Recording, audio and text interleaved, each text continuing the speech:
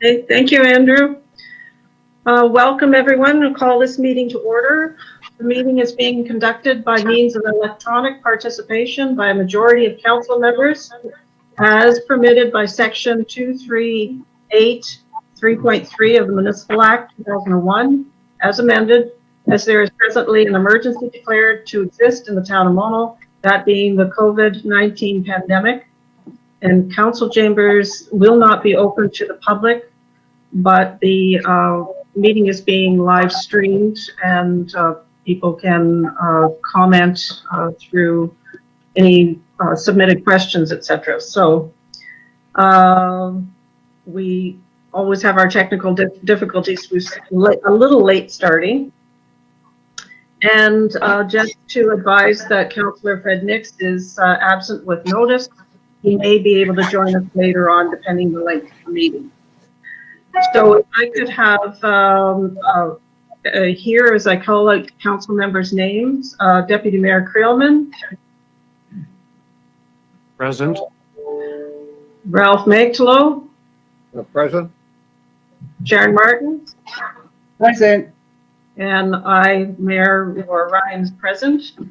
And just to let the public know again that proceedings being video recorded and broadcast, I ask that council members declare if they have any pecuniary interest in any items on the agenda, and it can be made verbally through the meeting and submitted in writing to the clerk.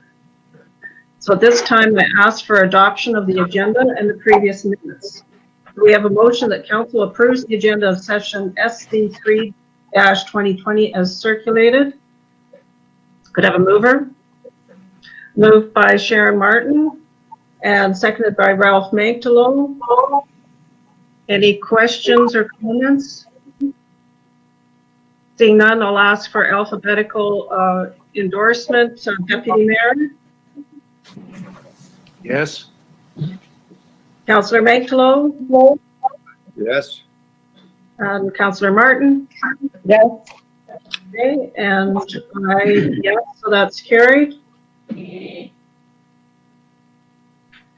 And now to the council approves the minutes of session SC2-2020 as circulated. Have a mover? Moved by Magtalo and seconded by Creelman.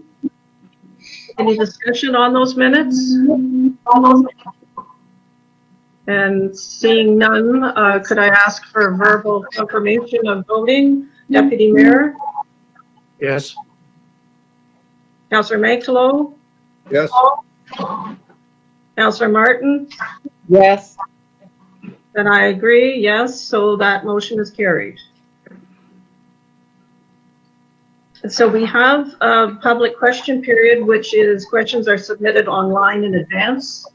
The first question regarding Bill Monroe's submission of questioning Councillor Nix's presentation to climate change action, Dufferin, Caledon, March 10th, 2020.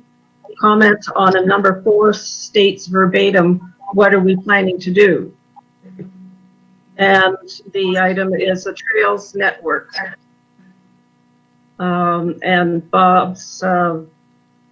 Bill's submission is he's not 100% sure if he understands, because he thought the project of signage, etc., was canceled, unfunded. So I don't know who would like to respond to this at this time, or should we hold off and discuss it when Councillor Nix is here?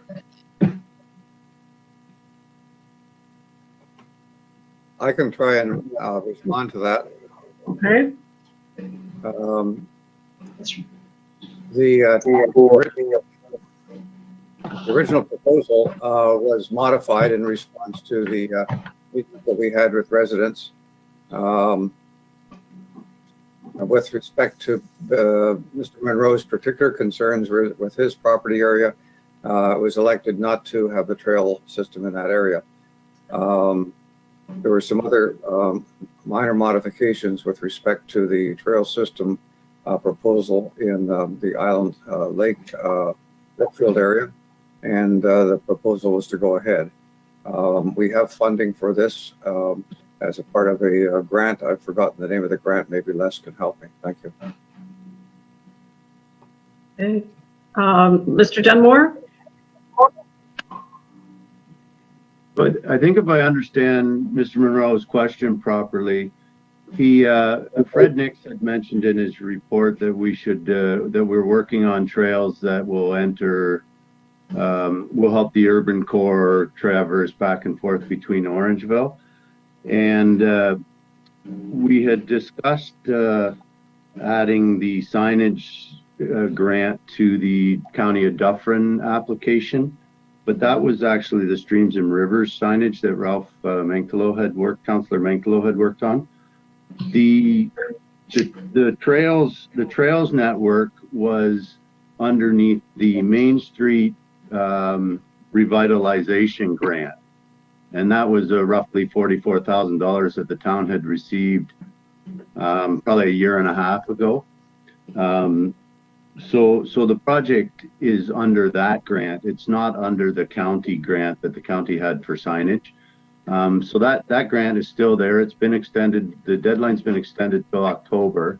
Where the bike and trail project stands, if Councillor or if Deputy Mayor Creelman will remember, I owe council a final map of the potential signage and a location, and there were some amendments made at the meeting which occurred the day after the delegation at Menorah Pavilion.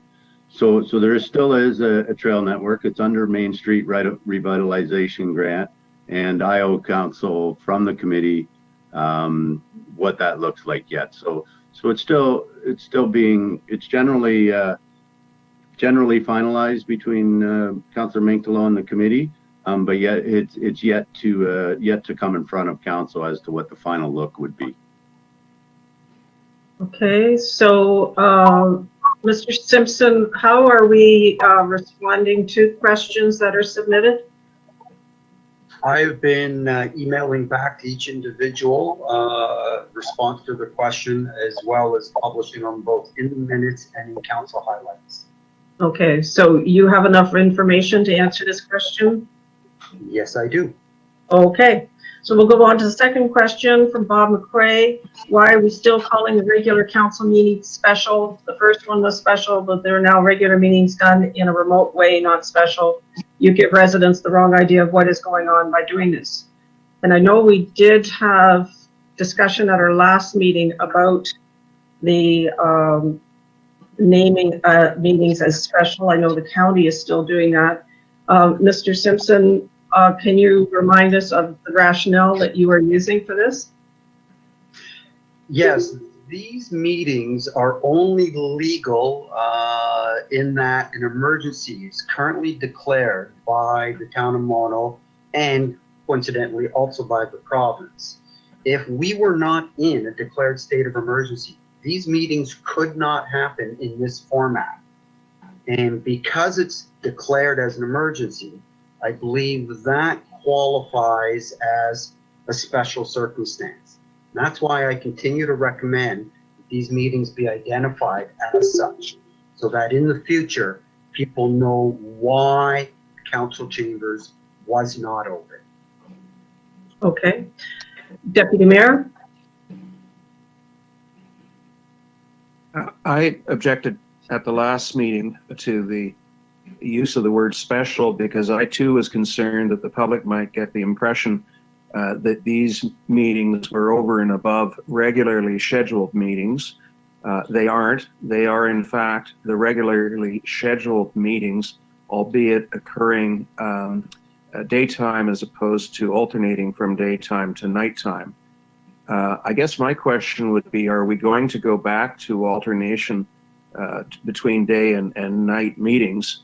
And can we assure the public that there's nothing particularly special about these meetings from the standpoint that the content of the meetings are what we would normally be considering in the course of our regular business?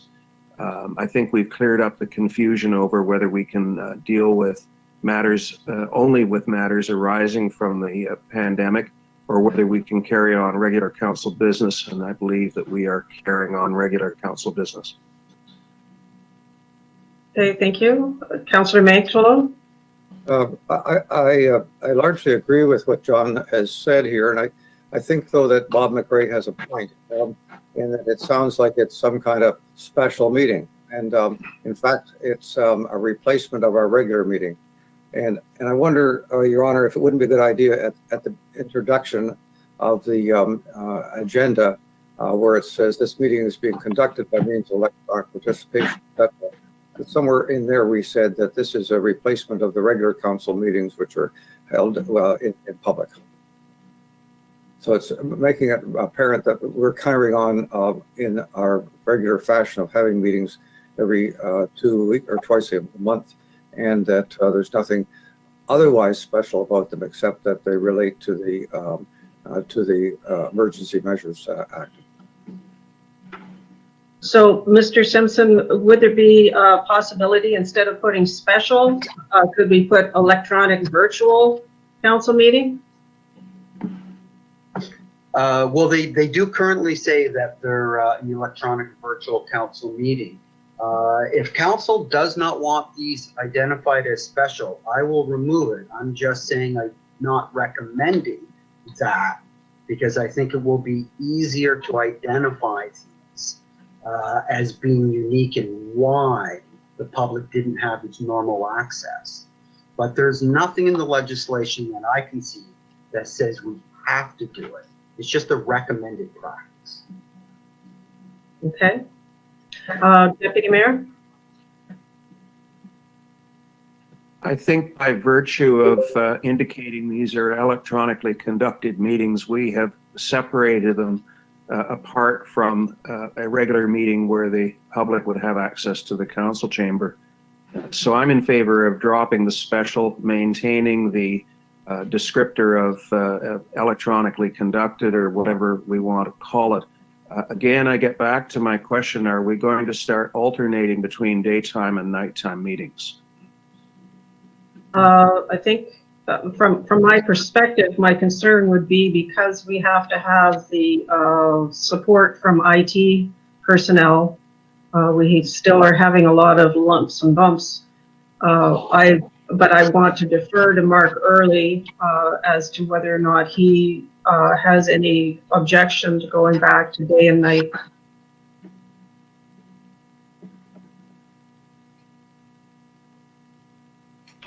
Well, I think that's council's call at this time, whether you want to go day or night meeting. I know the county's still at 3. If council wishes to go at night, I think there's always obligations from staff to attend the night meetings. The only concern I'd have is I'm not sure with Andrew's situation whether he'd be able to attend the building at night at this time, given his own personal issues at home. Okay. Deputy Mayor? In view of that, I'm prepared just to leave it on the table for now. I think we need to overcome any technical issues, maybe before we start going back and forth. And also the fact that we're recorded does permit people to view these. The only difference is actually seeing their questions answered, frankly. But let's leave it for now. Yeah, I'm in agreement with you, John. I think that that's something that we can keep in mind. And depending, of course, on what happens with the province and what they choose to allow as this next month unfolds, we may not have to worry beyond a certain time. So we can just keep it in mind and think on it as June and July comes forward. The next question, Karen Morrison. Is there support for the town municipal committees for a meeting online? The Headwater Streams Committee used a 14-day trial version of GoToMeeting, which meets our needs. We will no longer be able to use this application unless we subscribe, and we'd like to continue meeting online if possible. So I guess this is in terms of financing, because there's a contract, isn't there, Fred Simpson? Yeah, we have currently purchased 7 licenses for GoToMeeting. Now, we do have the ability to move those licenses around to different people. Right now, a number of committees have a staff person on them. So that person's license, because each department has a license. The question that I think needs to be addressed as well is not so much the ability to hold the meeting, but the ability to hold the meeting in public. As you know, to be able to live stream a meeting takes staff available in the building. Though there are other options that could be considered. The meetings are recordable and could be uploaded after the fact. But regardless, I think there has to be clear direction on how committee meetings are going to be considered open for the public. Okay, any comments on this? Yes, Mr. Early. Your worship, the legislation that's been passed that you're holding your meetings under only allowed for council meetings to occur and changes the procedural bylaw for council meetings. I'm not aware of any committees that are meeting throughout Dufferin anyways, with the CAOs I've been speaking with. I think you definitely need to change to procedural bylaw if that's the route you want to go. I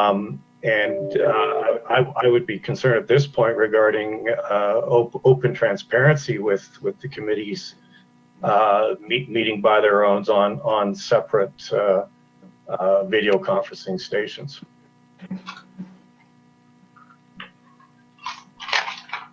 Okay, so what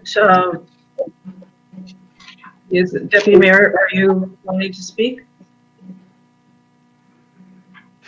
Well, I think it all depends how much longer this goes on. And I think we should revisit this issue because at some point, all of our committees are going to have to get up and running again. And,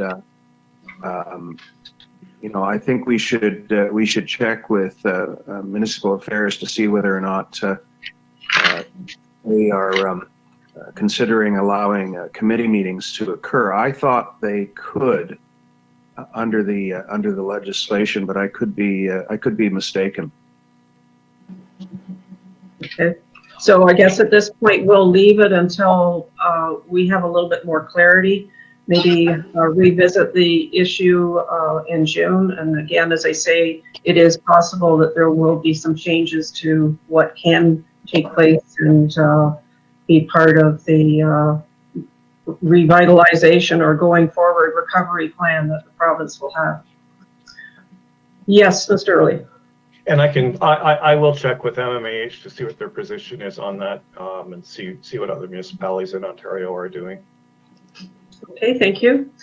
Okay, so we're going to go on to our delegation, and we do have a report from Mr. Simpson explaining his rationale of inviting Mr. Litster to help us traverse these interesting times, having delegations by video conference.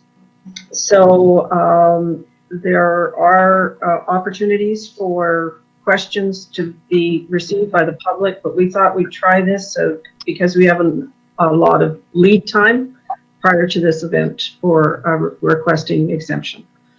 So welcome. Sorry. All right, welcome, Mr. Litster. Would you like to start? Yes, thanks, Mayor Ryan, council member, staff. Again, it's our annual ask for a couple events at Iron Lake Conservation Area in regards to your noise bylaw. The first event is our traditional Canada Day event that we're asking for an exemption on, and new for this year is that we've been approached by a organization in the community to look at providing dance lessons on the amphitheater. As outlined in the report, The first event is a concert, to be determined. Again, we don't know if it's even going to happen with the provincial restrictions, but again, we're following the process to ask for an exemption. If we don't use it, then we don't use it, but if we don't have it, we can't use it. The second event, again, is going to be right on the stage itself with a amplified sound system.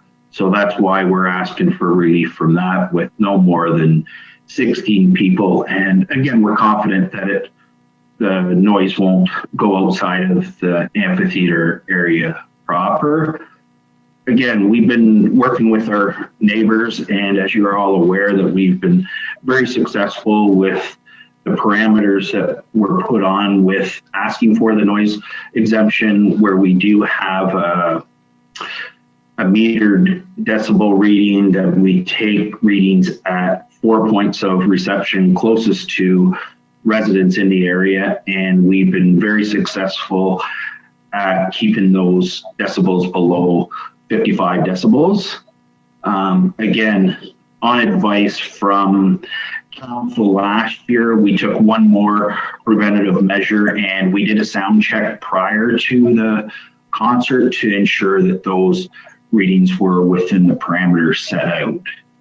And again, there were some minor adjustments that we have made. We've also gone outside of our amphitheater there. We do have a picnic area that is close to proximity to the Iron Lake Estates. And there was concerns of public with some picnics and noise from there. So we have implemented no amplified sound conditions for that picnic area. So again, we're here to work with the public, and as indicated in Mono's bylaw officer's report, is that we've been very diligent on any complaints and addressing them right away. Now, having said that, as part of the process, there is a fee of $1,000 that we have to pay. We are, within certain times, we are hoping that that fee could be waived for the noise bylaw exemption. So I'm open to any questions that council has. Okay, thank you. Councillor Mantlo, did you want to speak to this because your mic is on? Oh, yes, Bill, thank you for your presentation. A couple of questions. Could you refresh my memory about the fee? The fee is $1,000 to ask for the exemption. It's part of the process. Well, that fee is paid to whom? Town of Mono. That sounds like a good idea.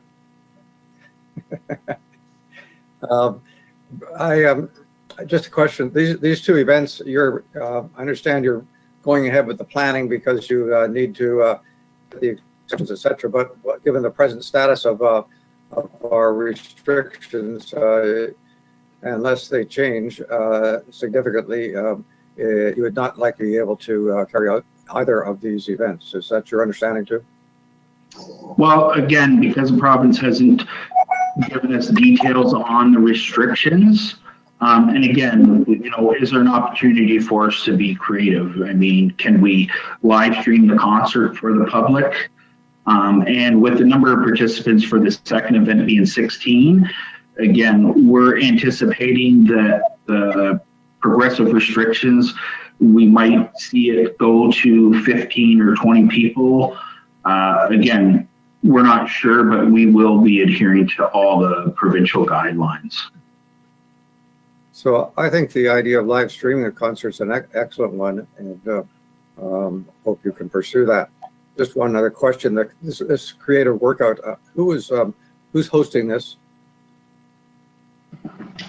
It's a third party that's hosting this on a regular basis.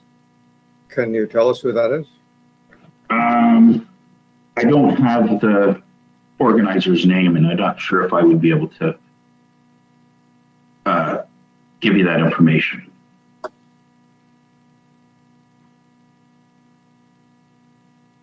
I'm not sure the gentleman's name. I'm just going by the company's name that approached us.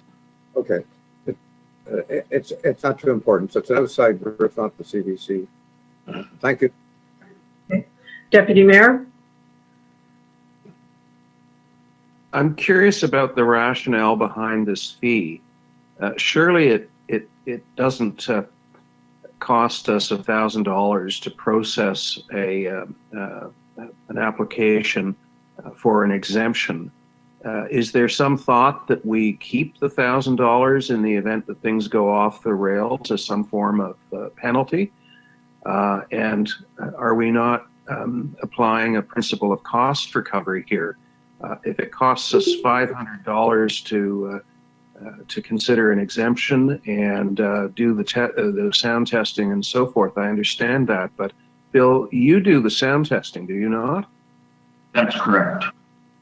Okay, so I can't see the rationale for the fee being as high as it is, but maybe there's a good reason for it. Mr. Early? No, it's strictly a processing fee, Deputy Mayor.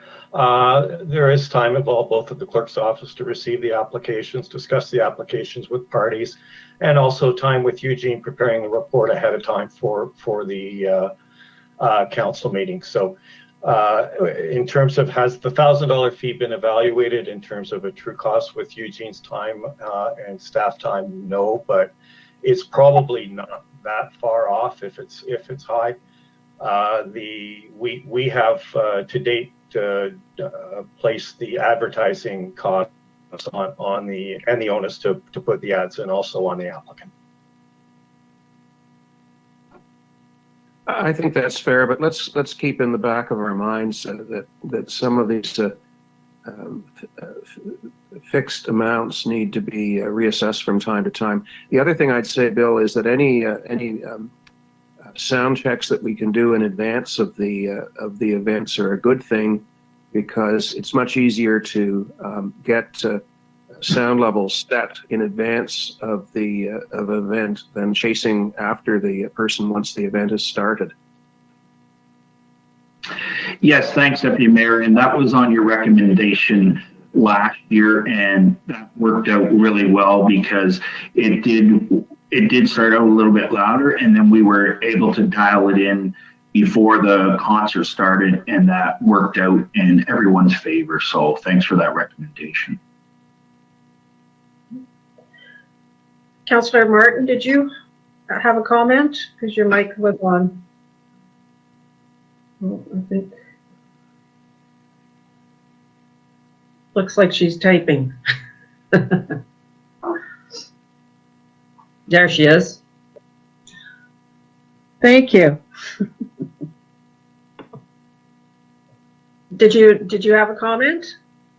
I really don't know what you've been talking about because the sound left me. Oh, okay. We were talking about the request for exemption and if there was any questions from Bill.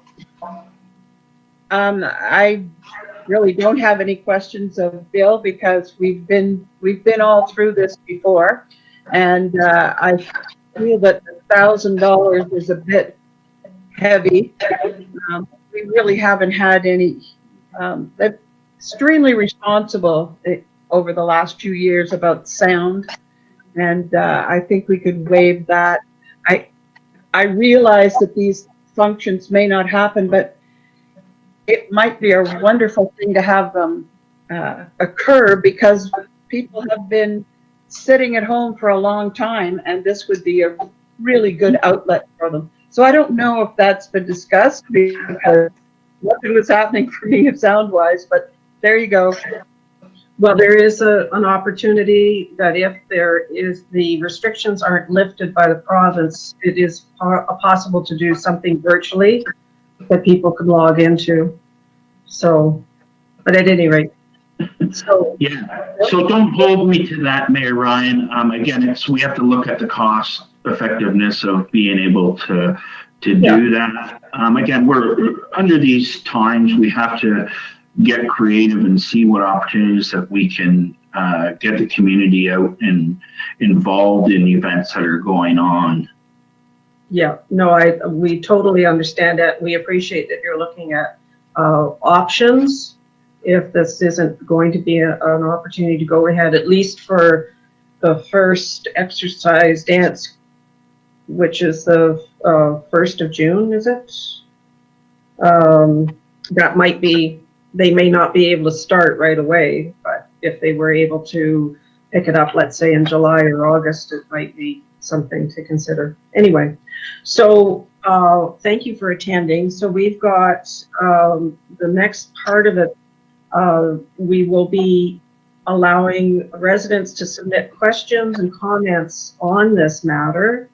And Mr. Litster is going to provide responses to these with the assistance of Mr. Simpson, and we will be kept informed as time goes on, so that when this comes back for council decision, we'll have that background information to make a decision.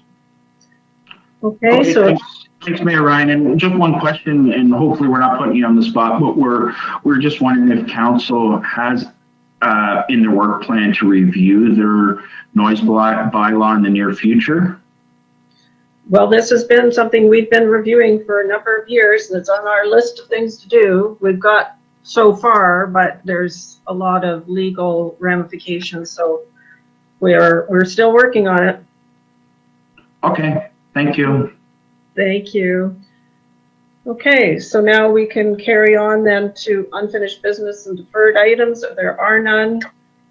Under bylaws, correspondence, new business additions to the agenda. The first one is common ownership agreement, Sinclair. So we have a report from Mr. Trotman on the common ownership agreement. Mr. Trotman, did you have any further comments? Not really, Mayor Ryan. I mean, the memo is fairly straightforward. These are standard agreements that we put before council where, you know, as in one example, a severance that will be part of a land merger is required. So it's a standard practice. Okay. Is there any questions of the report, council members? Seeing none then, we have, oh yes, Deputy Mayor. I know that Councillor Nix was concerned about some implications flowing from this along that stretch of road. Is this something that maybe we could defer to the end of the meeting in the event that he comes online? Or are the two issues quite separate and apart? I see it as separate. Issues are quite separate, Deputy Mayor. This is a requirement that was put on or suggested as due diligence by Patricia Spruill Ward about 15 years ago when a very old consent was used improperly to gain a severance. So this really is just a matter that is being applied on title so that future landowners are aware that why the consent was there and what it does to amalgamate the property. So it's kind of the final step in the consent process. The issues related to the roadway and parking, I think, are completely separate matters. Okay, I'm fine. Okay. So with that in mind, we have a motion that we introduce and give the necessary readings to a bylaw to enter into a consent common ownership agreement with Donald and Janet Sinclair, part of the east half of Lot 12, Concession 1, east of Huron-Ontario Street, substantially in form as attached as Schedule A to the bylaw, that it be signed by the mayor and clerk and sealed and engrossed in the bylaw book. Could I have someone to move that? Moved by Martin and seconded by Magdalo. Any discussion? Could I have your vote, please, Mr. Creelman? Yes? Magdalo? Your mic? Sorry, yes? Yes, okay. And Martin? Yes. Okay, and I'm yes, so that's carried. Item 2, the Shelburne Library Agreement. And is there any questions regarding this submission? Yes, Councillor Maichtalo. I'm looking at the payment terms. And let me just find my notes here. Just a minor question, but it relates to the percentage that each municipality pays, and it's the percentage is based on the number of card holders. Just a clarification, our active household card holders, does that mean there could be 4 in one household, or does a household card holder refer to one household? Mr. Early or Mr. Aluka? I'll take that just as a user. I only hold one library card for the family. So it is per card then, and that's, we're not looking at they refer to the MPAC as a means of knowing the number of households, I think, as maybe the denominator. So it could be that my wife and I both had separate cards, then it would be counted as 2. Is that right, Mark? I'm not sure how they would treat that if it was 2 in the same family, the 2 at the same address. I just know that we've been able to function just with the one card for actually 6 of us. So it's the same family number. Yes. Well, I think that given the confusion in what it refers to, that it should be clarified in the document. Okay, so can that be referred back to Mr. Gallagher at the board treasurer, Mr. Early? Yep, I can Okay. either deal with Rose or Gord. Okay. And any other questions regarding this item? Seeing none, then we have a motion that council approves the signing of the 2020 Shelburne Public Library Board Agreement. Could I have a mover? Moved by Martin and seconded by Maichtalo. Any discussion? Yes, Mr. Creelman? And can I just move a friendly amendment subject to clarification of the issue of cards versus households? Okay, is the mover and seconder in agreement? Yes. Yes. Okay. Yes.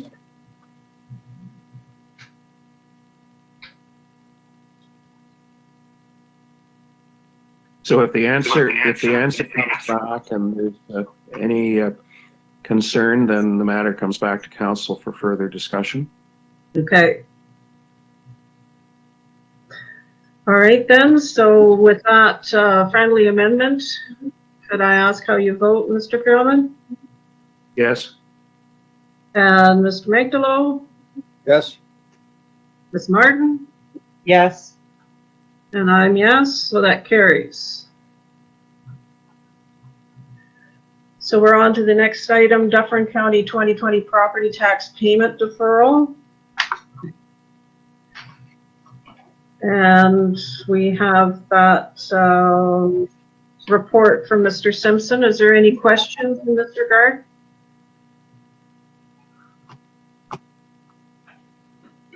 Seeing none, then we have a motion as per the section 311-15 of the Municipal Act. Council of the Town of Mona supports the amended County of Dufferin 2020 property tax payment schedule to coincide with the education payment dates, deferring the June and December payments by 90 days. And could I have a mover? Moved by Creelman, or did you have a question? Oh, okay. Moved by Creelman and seconded by Maichtalo. And was there any discussion? No. Seeing none, how do you vote, Mr. Creelman? Yes. And Ms. Maichtalo? Yes. Ms. Martin? Yes. And I'm yes, so that carries. And on to amendment to standing citizen advisory committee policy. So we have a memo from Mr. Early on the subject. And how, any discussion on the memo that was submitted?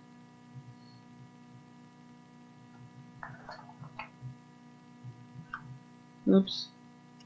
No, doesn't look like anything. Okay, so could I have someone move the motion that council receives the report from the CAO clerk titled Committee Minutes dated April 22nd, 2020, and that the Standing Citizen Advisory Committee's policy amended to 12th of March 2019 be further amended to set out in this report? Have a mover? Moved by Creelman and seconded by Martin. Any discussion? Deputy Mayor? Just for clarity, this essentially does what my motion or notice of motion attempted to do, and I just want to confirm that I have formally withdrawn that motion in favor of the amendment to our procedural rules regarding committees.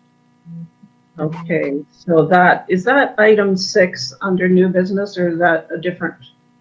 It's different. Okay.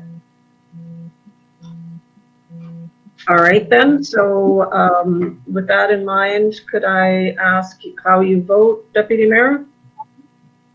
Yes. Councillor Makelo? Yes, Councillor Martin? Yes, And I'm yes, and so that carries. Okay, item 5, the 2020 donation requests. This is submitted by our treasurer. And I guess one of the questions I would have to start off is, because the same thing happened with the county donation requests, some of these events may be canceled or postponed. And I think and John, correct me if I'm wrong, but I think we left it with staff to negotiate with the individual groups as to, if they were given the grants, how much of it that they would need to cover up any potential costs they've already incurred, or if they weren't using the funds, that they would return it so that it would become part of next year's donation items. Is That's that correct. Yeah, okay. So this, I guess my question is the same thing with this. How would we proceed? Because we don't know what is going to be happening for some of these, the farm to school program, whether or not the fairs are going to be in good shape. So how did you want to proceed with this?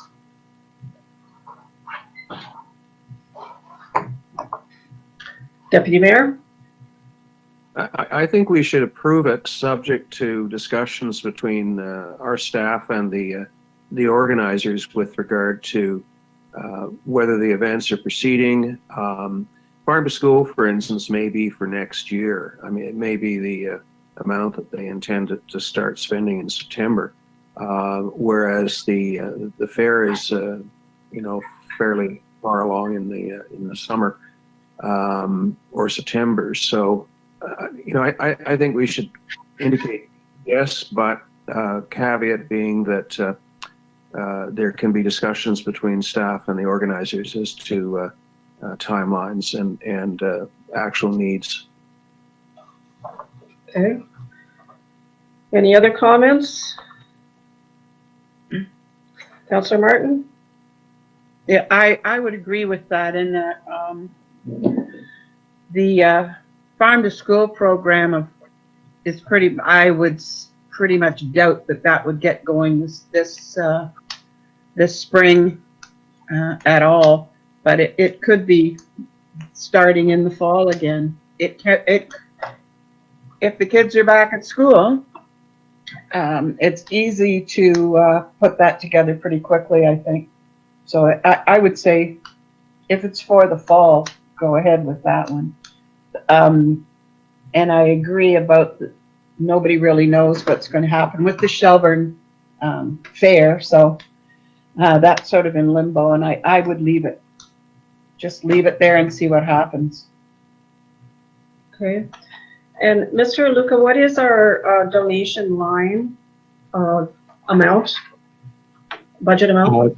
On an annual basis, council budgets $6,600. So that is available for a normal donation.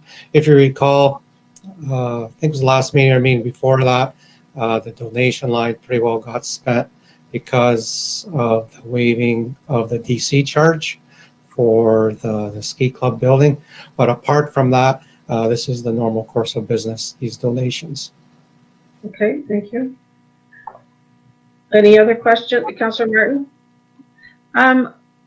So I don't see the food for farming, the HFFA request for $500 for putting out these the map that's distributed in the Hills magazine. I don't, is it on that list or not? And that could go because people are going to be looking for places to buy fresh produce, and all of that kind of thing will be going on, whether we are still locked down or not. So I'm wondering if that, where is that on our That might be request? something we may have to request because the what is before council is just a letter of request that was submitted. Oh, okay. Okay. So we could that- follow up if you like for a map. That's come in. Okay, that's come in really recently then. Okay. Yeah, because it looks like they are asking for monies for the $500 to help the Farm Fresh guide. Yeah. I didn't see anything about the food program, so I'm just wondering if maybe we've just listed it in like that. So, okay, Councillor Magdalow, did you have a question? No, I'll pass, thank you. Okay, Councillor Deputy Mayor Creelman. I don't think this will be our last round of discussions on grants. I well imagine that we will get more applications, and you know, I think that unlike the county where they do it with a deadline and a vetting process, and once done, it's done for the year. I rather think that we're going to see people, organizations approach us. As for the map, there are curbside and farm gate activities ongoing that are perfectly legal, and people want to know where they can pick up fresh eggs or produce, and so I'm partial to that because I'm a customer of many of those businesses. Yeah, I think we all concur, Deputy Mayor.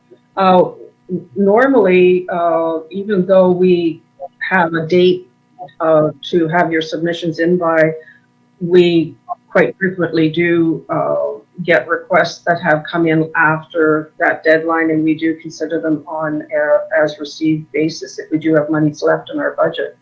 But I'm also wondering if we're going to get more requests from businesses for grants because they've had to be closed due to the pandemic. I know that I've already been approached by the Egg Society for the Orangeville Egg facility. They feel that they haven't been able to have any events there and they need money, and they think that the town should be offering grants just the same way as Orangeville has offered grants. So that is something that we're going to have to think long and hard as to what would be criteria, how would we vet these submissions. I've also had requests from business owners wanting their commercial taxes waived or discounted because they can't be open. So we haven't seen the last of this. I'm not sure how we approach this. Mr. Luca, do you have any suggestions as to going forward, and if there are requests coming in for not only taxation but potential loss of business and people needing money to start back up again, even though the federal has provided certain incentives? Some of these small operations don't qualify. As far as commercial taxes go, that's a tough one, because unlike residential, Mono's portion of the commercial tax is quite, is a lot smaller. Half the commercial tax goes to education, and then the balance is split between Mono and the county. So that's a little tougher to waive since we have a smaller portion. I mean, we could waive our portion, I guess. I think it has to be pretty much a case-by-case analysis as they come in, and then as the requests come in, then we have the opportunity how we can absorb it in our budget or deficit finance it for next year's tax levy. I think it will be at this point, we'll probably have to pay for these discounts or funding or donations, whatever you want to call it, into the 2021 budget. Okay, what, Councillor Martin, you've got your mic on. Did you want to make a comment? A terrible comment. Do we think that we may have to increase this column in our budget because of what's happening? Is there an opportunity to do that? And if so, how do we do it? It'll come down to how much of an increase you will need. If it becomes a material amount, and I usually use as a guide for that 1% of the tax levy. So you're looking at about a $70,000 budget amendment. Then we'd have to go through the public notification process, which isn't that difficult. You advertise you're doing a budget amendment and explain why you're doing the budget amendment, and then council will have to have a plan as to how to finance the budget amendment. But it is doable. Okay, thank you.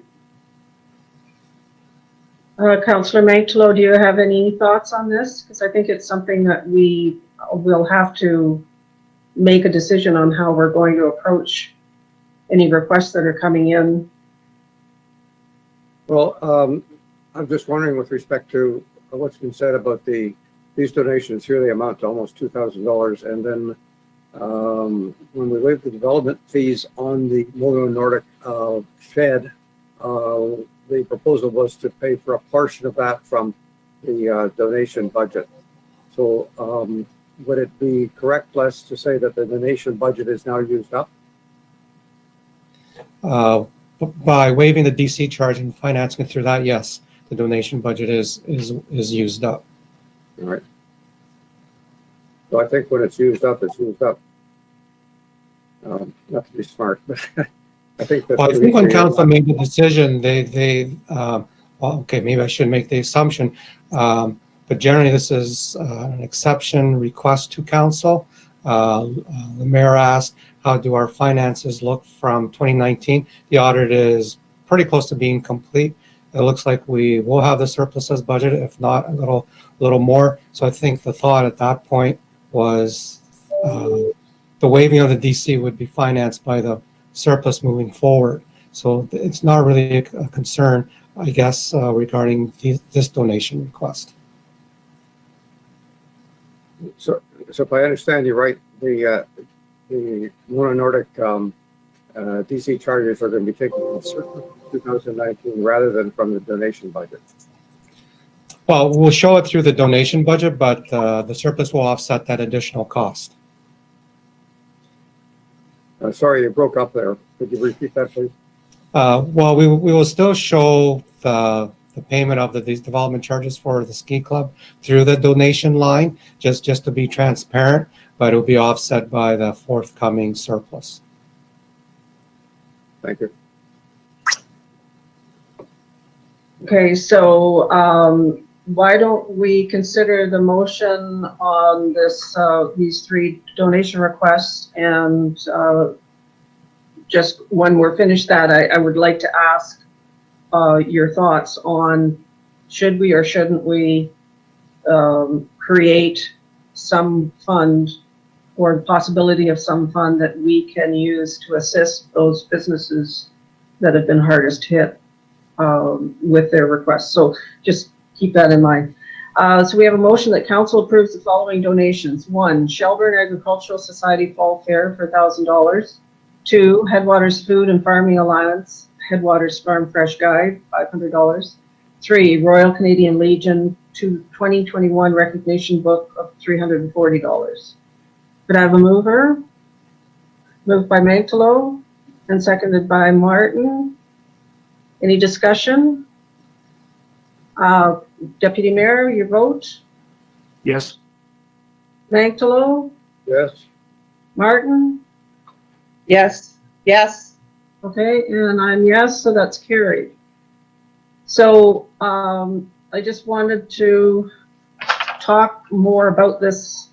Should we ask staff to come back with a suggestion as to how we could fund a, for lack of better words, a pot of grant available money and how it could be dispersed? Or would you like to wait and just do it as individuals come forward and, yes, Deputy Mayor? I'm in favor of waiting, and the reason being that number one, it's hard to predict, how many times we'll be approached and by whom. Setting up a criteria, making certain that we are a grantor of last resort, that all other options have been explored. I think it's easier at this early stage, and it still is fairly early, to deal with requests one at a time. That's my position. Okay. Councillor Mantalo?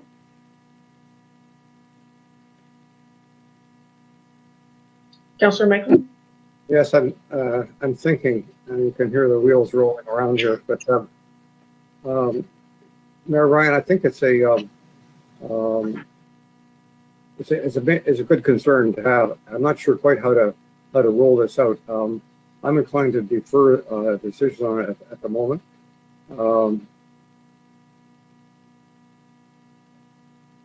And let's see what happens in the next few weeks.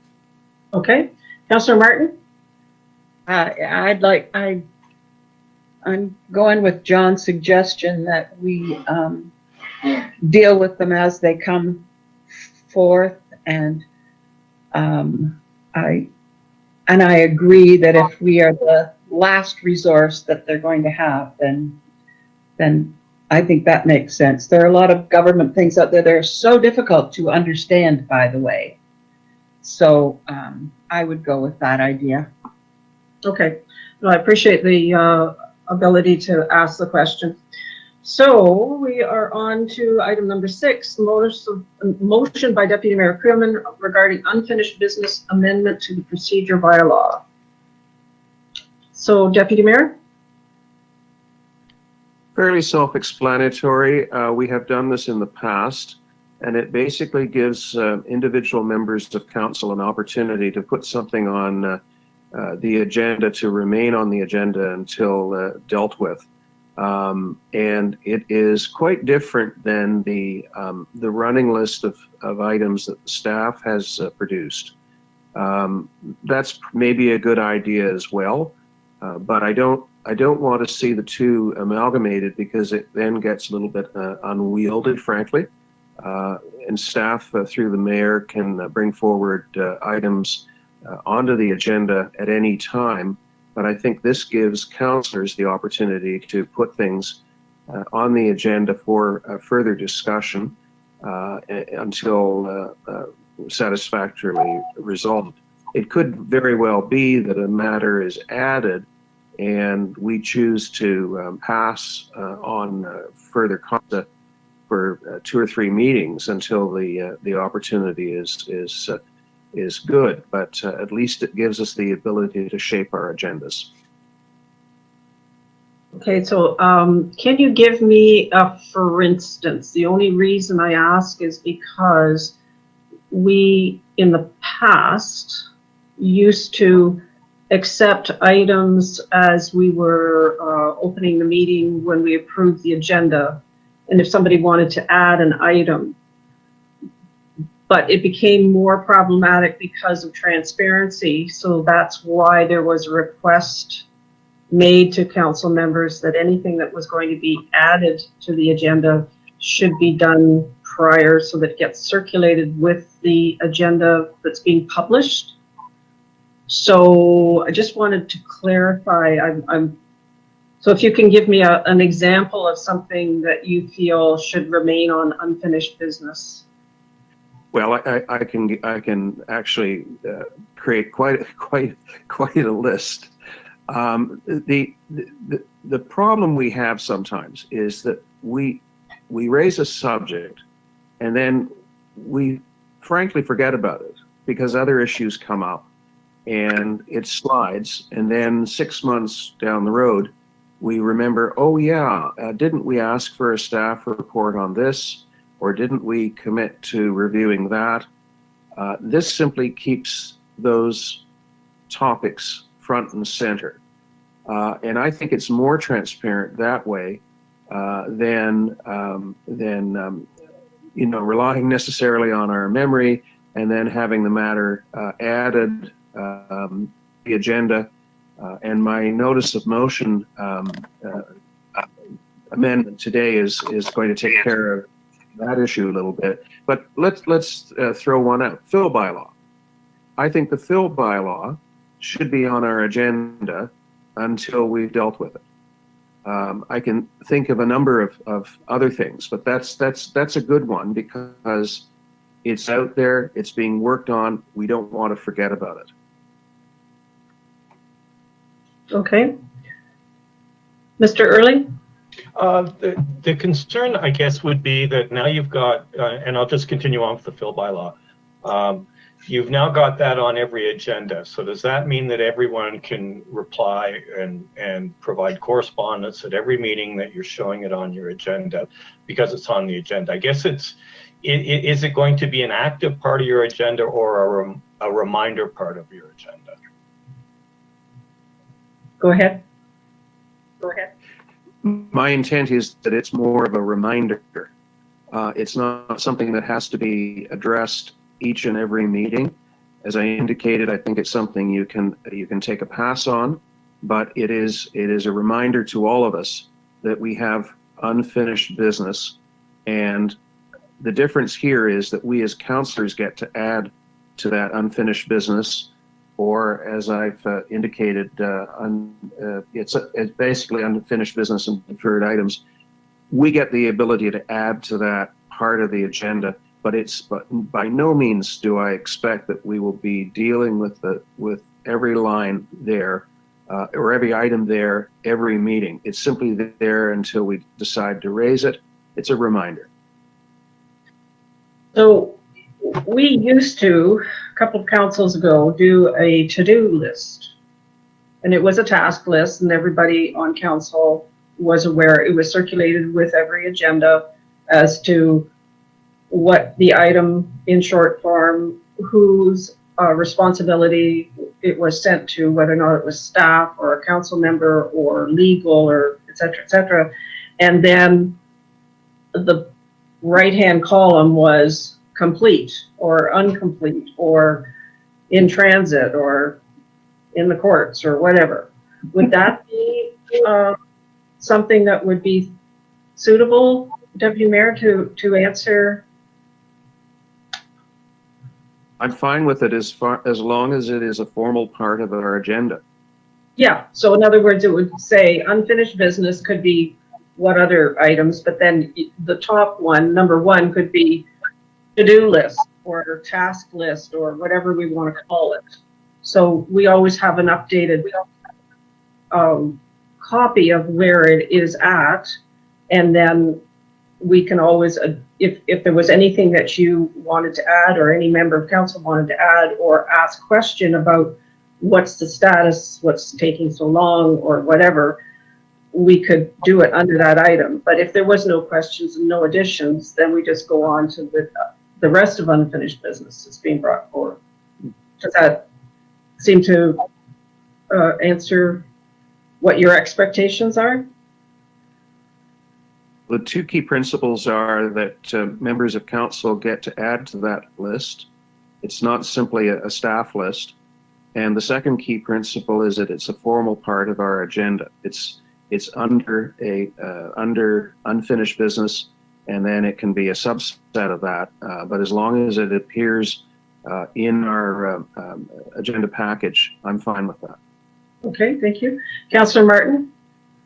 I think that's a good idea to be under unfinished business, I don't remember what the wording was a few councils ago, but I thought that worked well because it keeps it in the mind of the people who are watching as well, not just us and not just staff, but for the public who's either attending in person or virtually.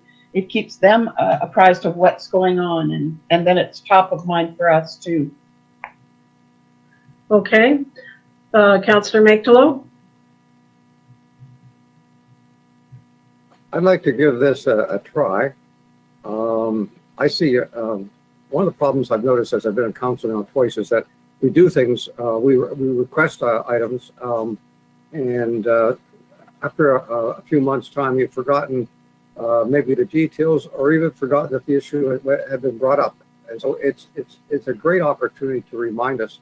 We sent that to engineering or something for a response, and it's also a chance to get an update if you like at that time. I think it's really very good for the public too, because I may bump into say Mike and say what's happening with that project, but the public is not as likely to do that. So if for the public, they would realize that these are important things that have dealt with, and we're looking for a solution for them in the future. And so I would favor this. I'm not sure what to call it. If you call it the task list, then it sort of says, well, why isn't that thing put on there? We're going to end up this list with 24 items on it, and it's going to become a bit of a meaningless blur. I have talked to John separately about this because I was concerned about that. I guess it just depends on how we use it. But if we have 3 or 4 things there that keep coming up there, that's going to be a reminder, and we're going to more likely be able to move ahead on them. I think that most of these things are being dealt with very well in the background, but we need to sometimes bring them up to the foreground. Thank you. Okay, thank you.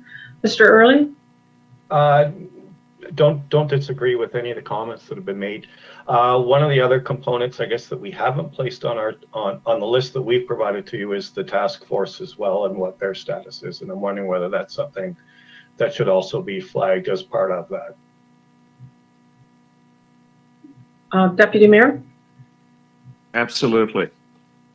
Okay. A little difficult to do now if we can't do it virtually, but I absolutely agree that any outstanding existing task force that hasn't finished its business it should simply be a line item on that list. I think my motion still works. I leave it up to staff as to how they characterize the list. So long as it's under unfinished business, I'm fine. Okay. So I think we've had ample discussion. So we have a motion that Local Council's procedural bylaw be amended to clarify that any member of council may request an item or issue be added to unfinished business and deferred items 4.26 order of business, and that each such item or issue remain on future council agendas until a majority of council indicates by vote that the item or issue has been addressed. Do I have a mover? Moved by Creelman, seconded by Mactolo. Any further discussion? Deputy Mayor? Oh, sorry. Mr. Early? So we're not going with the to-do list. We're putting it onto the agenda. I'm just trying to get clarification there. You kind of went on a tangent as to what you were looking to do, and then you've gone back to the original resolution. I'm looking for clarity. I'm not trying to be obstructionist by it. No. Should we add an amendment, a friendly amendment to say listed as under unfinished business number 1, list of outstanding Deputy Mayor? I think that the motion still works with staff creating a subset of unfinished business that deals with council's suggested items. I don't want a separate piece of paper that is not part of the agenda, that is a to-do list. I think it's important that it actually be part of our agenda under unfinished business, and it could be its own heading with its own list of items. Okay. Okay.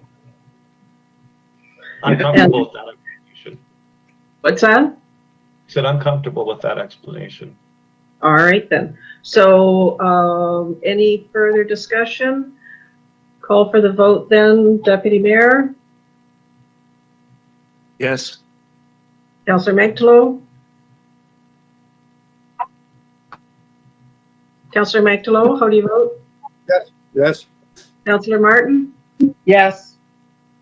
And I'm yes, so that's carried. And on to the notice of motion, item number 7. And did you want to speak to that, Deputy Mayor? Yes, this is an attempt to clarify what we frankly can do anyway. But it makes clear that if we get an item to staff sufficiently in advance of a council meeting, that it goes on the agenda as unfinished business. So it is not necessary for it to appear as a notice of motion requiring a 2-week delay. We've had recent examples, including Ralph's motion at the last meeting, that were accepted by council without having to have the two-week interruption by virtue of adhering to the notice of motion.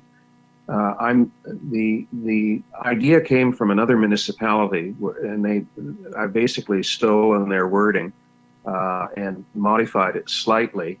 And I'm prepared to see. I'm happy to see it come back with any further adjustments if necessary. But the principle is that if you get an item, you can get an item on to the agenda with sufficient time. You can get an item on the agenda as notice of motion, and you can have a situation where if neither occurs, you can get an item on the agenda with consent, and that's, as I say, Councillor Mankala's last motion at our meeting is an example of that. Okay. Councillor Mankalo? I just have a question about, I'm pleased to see this because I think, as you said, we're doing it, but it provides some useful clarity. The third one, the motion without notice. John, does this involve 2 votes or just a motion may be made without notice during a meeting if it's moved and seconded? So that's 1 vote. And a vote dispensing with notice is supported by at least. So we have a second vote. Do we have a vote dispensing with the notice, the requirement of notice? What's the process here? That's a good question. I would like to think that we can cut to the chase and simply have one up or down motion because it requires only 3 of 5 councillors. But if somebody feels strongly that the motion brought forward without notice and without advance time should not be discussed, it should be put over, then they may want to have a motion basically not to basically so that the matter is not considered at all. So the situation, I would say 2 votes, and I'll tell you why. You may well like the motion, but you think it's premature. So you vote not to consider it, but you're not voting against the motion to kill it altogether. Councillor Maxwell? Well, I think that's a good approach, John, because I see the weakness of this this third one being that there's no time for due consideration or public input.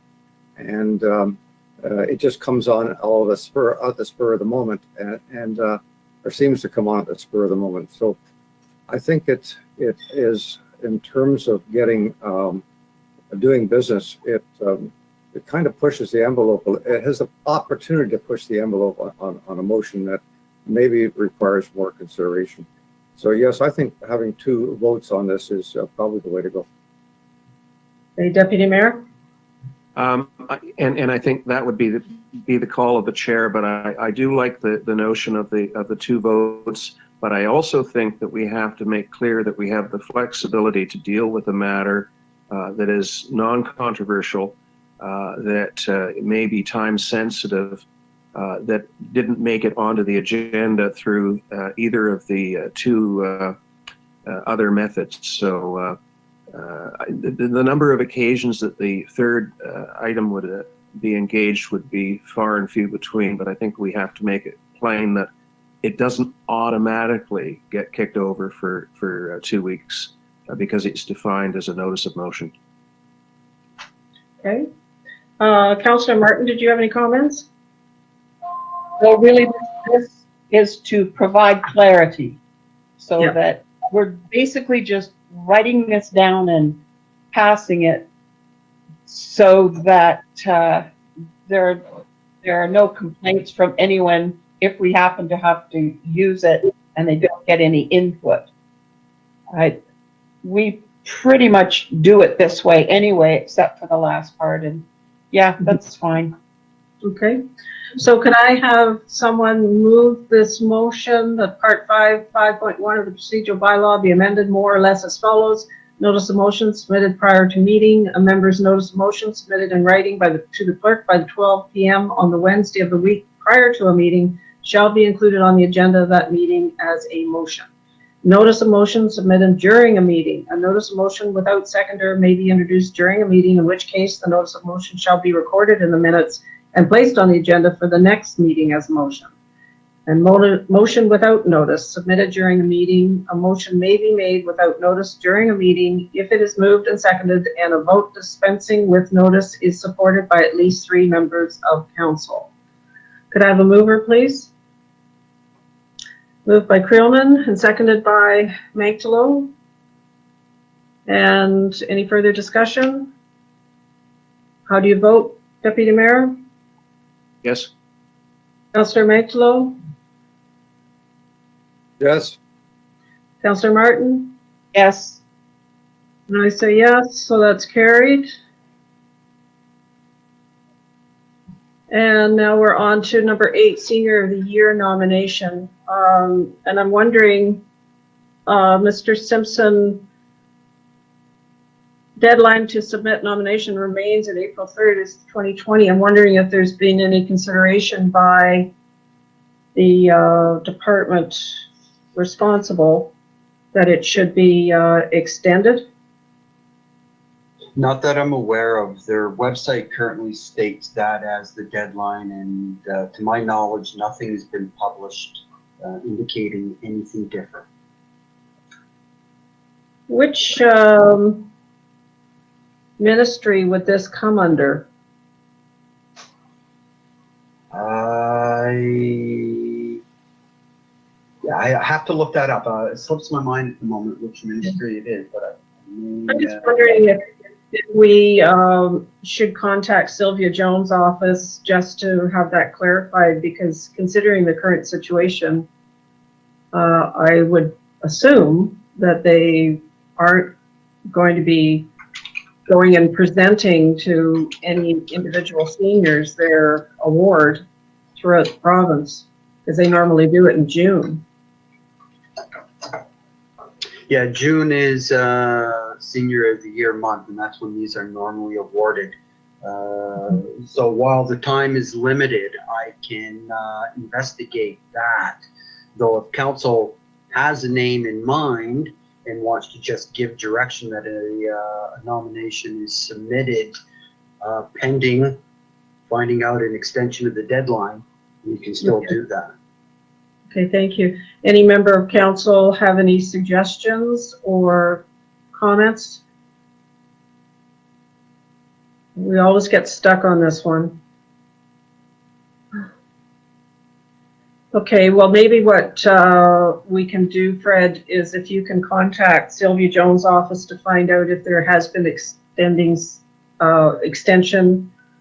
with the current situation, and we can go from there. I will take care of that. Okay. Kim, I see you've got your mic on. Did you want to say something? Yeah, I just wanted to let you know the ministry is the Ministry of Citizenship and Immigration for Senior of the Year. Yeah, okay, thank you. Okay. Okay, so we'll defer this item till our next agenda. And now we're on to Schedule A. So, Councillor Martin, did you have anything that you wanted to comment on?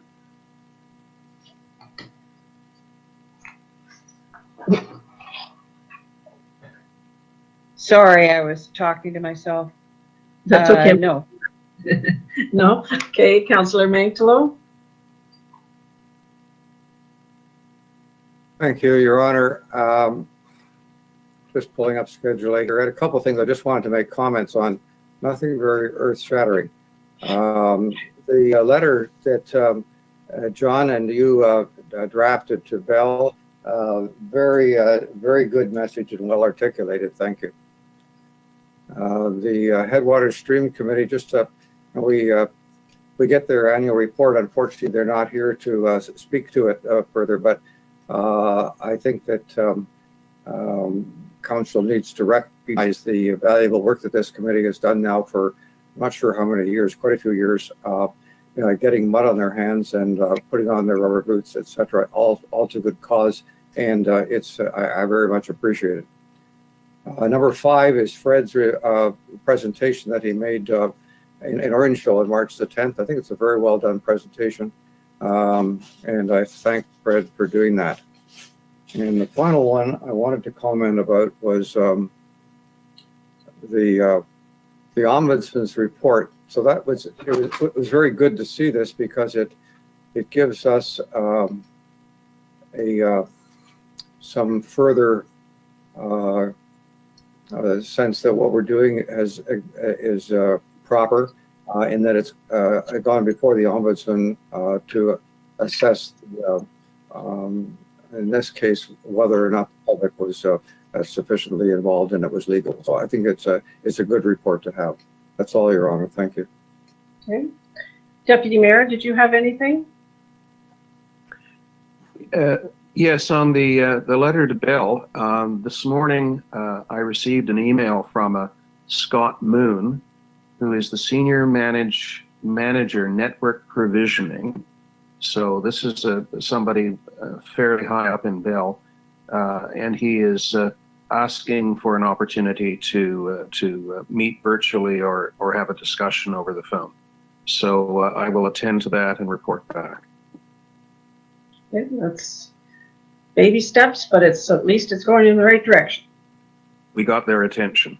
That's right. Okay, so if there's nothing further on Schedule A, then we have a motion that we accept Schedule A to this agenda. Could I have a mover? Moved by Martin and seconded by Creelman. And no further discussion. How do you vote, Deputy Mayor? Yes. Councillor Mantalo? And Councillor Martin? Yes. And I'm yes, so that's carried. Okay, so now we are on to reports of members of council and staff projects. So I think what we'll do is ask Mr. Haluka, how goes it?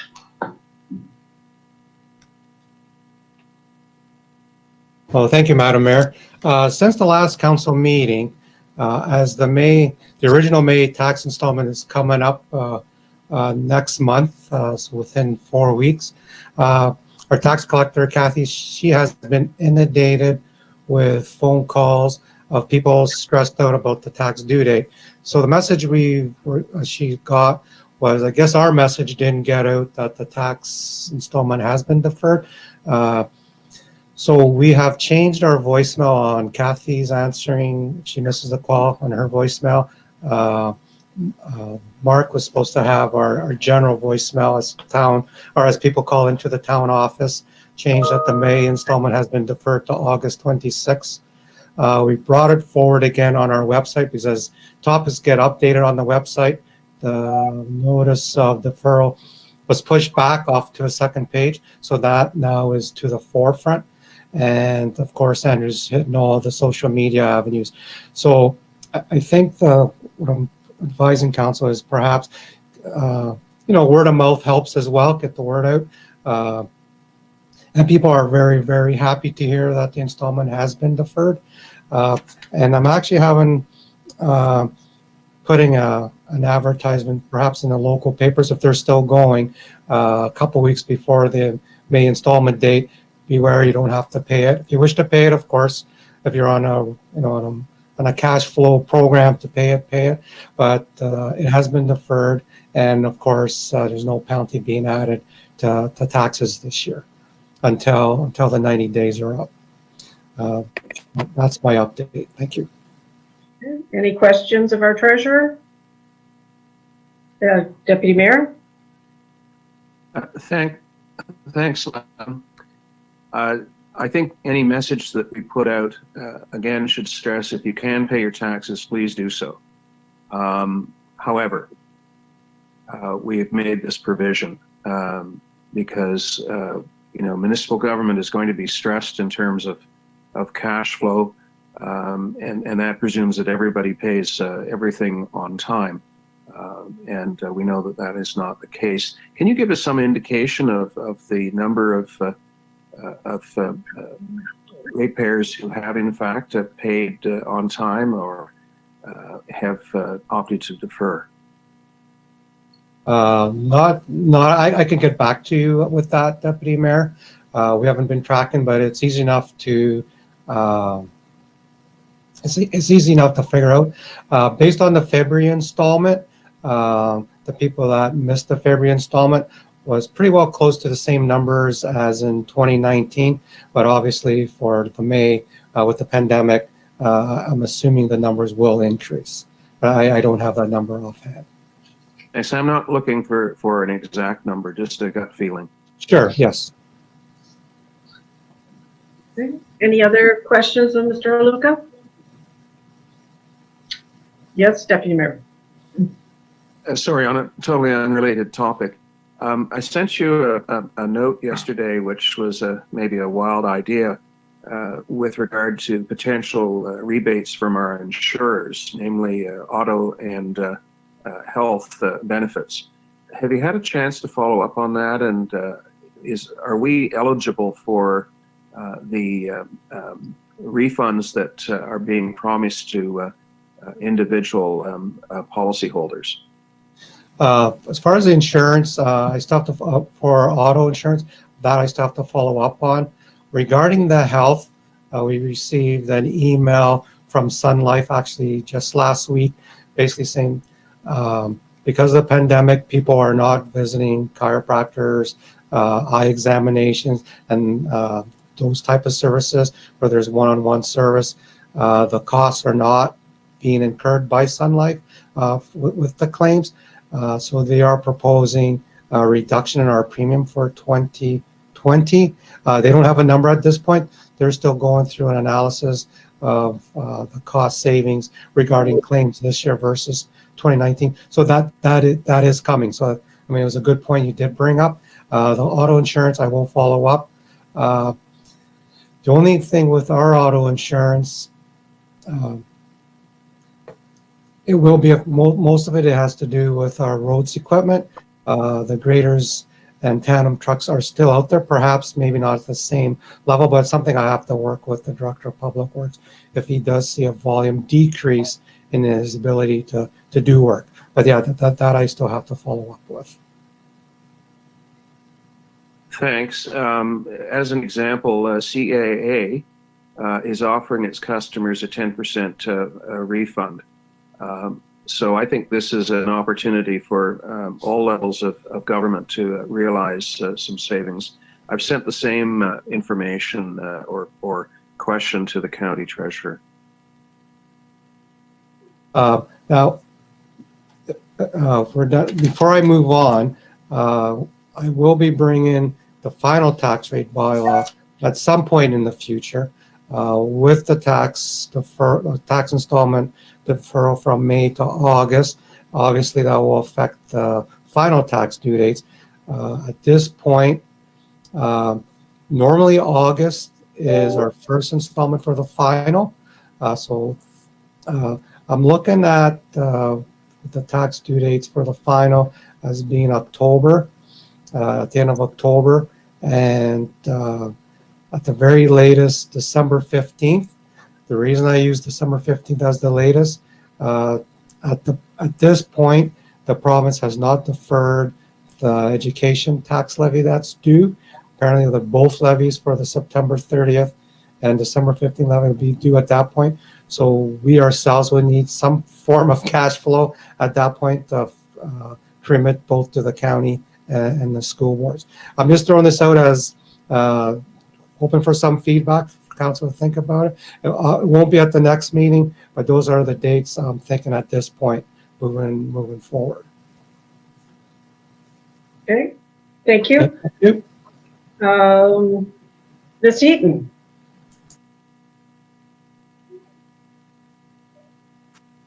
A few things on the docket here, just to update council on. One is that the RFP for the deck at Menorah is due on Thursday. So we had 16 contractors pick up the RFP. So we're hoping to get some bids in on that. They'll come in on Thursday, go into a box, and basically we won't touch them till Monday just because of COVID. Hopefully, depending on staff availability, I'm going to be able to get them open on Monday here in the office. So, but the plan is not to proceed with the actual construction of the deck until after the province loosens some of their regulations right now with COVID. But certainly we'll keep council abreast of how that pans out on Thursday.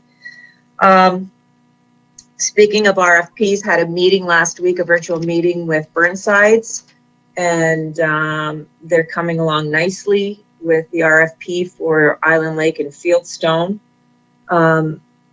It was decided, the Director of Public Works and our CAO was also involved in that meeting, that due to our concern at this time, and Burnsides brought this forth, due to their concern, and we agreed with them, with contractors who are not working and would potentially be contractors that would respond to our tender or RFP for this project, that we will be ready to issue the RFP as soon as the province again loosens some of their regulations, but we won't issue the RFP until that time in order to hopefully get as many bids in as we possibly can. The thought is still that if we are able to issue the RFP in June, a turnaround date of 2 to 3 weeks, we're hoping that we would be able to start construction in July. It would go through till October with the possibility that come early spring of next year would be the finishing touches out at the park. But that was the general consensus at the meeting. When did we have that? On Friday afternoon. Okay, thank you. Sorry, just to let you know, rec staff, we are continuing to maintain or to monitor the numbers at our parks and on our trails, and very happy to let council know that we've not had any social distancing issues whatsoever. We have been, as council knows, receiving letters of gratitude from individuals for keeping our trails open.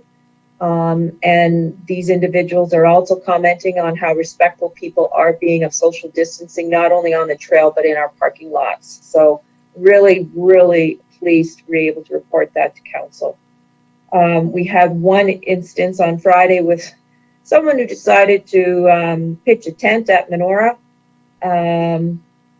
we looked after that right away, and happy to say that by Saturday morning, at the latest, he was gone. So appreciate that residents are keeping us abreast of things they're seeing out at the park. Other than that, I'm taking this opportunity to participate in emergency management workshops that are being put on by the county virtually. So we have 2 to 3 workshops per week, and I'm appreciating that the county's doing that just to bring me back up to snuff on emergency management issues. And we're continuing on with our capital projects at the halls and getting our gardens done as best we can. So that's what's happening in rec.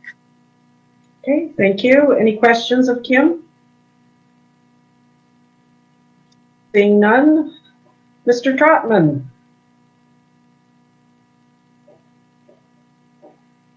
Thank you, Mayor Ryan. Not really, nothing substantially at this time to report. There's some ongoing projects that are going through. There's one that's going through pre-consultation. There's some further plans that we've got in on a project over by the Menorah Pavilion site behind Royal Chevalds. Beyond that, there's some updated regulation from the province on timelines of the Planning Act that were just recently released. So this is further to the COVID regulation relating to timeframes under the Act. So it's Reg 149-20. I'm going to digest that and potentially review it with council if that's necessary. I'll speak to Mark first about that, of course, first, but that's about it for now. Okay, any questions, Mr. Trotman? Yes, Councillor Martin. Can you tell me what those blue things are in the field behind the Royal Chevalds? Where the... Yeah. I just got reports in from the lead consultant on that site. There's a proposal, as council may know, for a hotel.